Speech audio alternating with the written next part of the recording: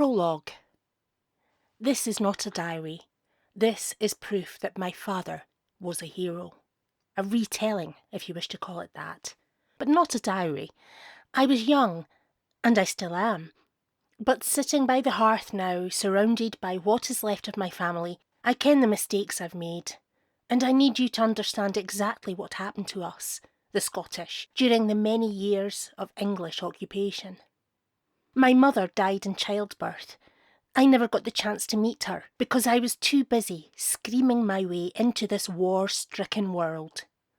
I may have cried out for her, but my memory does not span that far back into my past. My father certainly cried for her, either in his sleep or in his mind.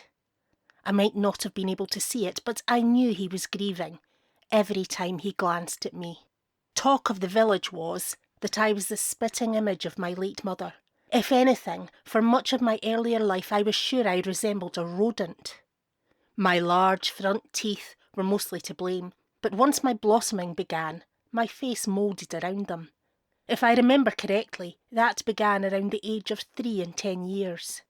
My father, Robert the Bruce, was laird of the clan at the time we joined the rest of the Highlanders in war.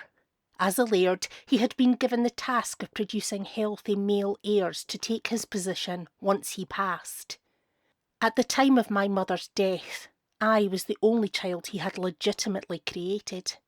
Elizabeth de Burgh became his second wife 5 years later, in a ceremony at a small parish church. When we joined the war, I had not yet welcomed any brothers or sisters, although if the time came that father was granted another title, my stepmother would have to dwell even further on the thought of giving him a male heir to secure the Bruce line.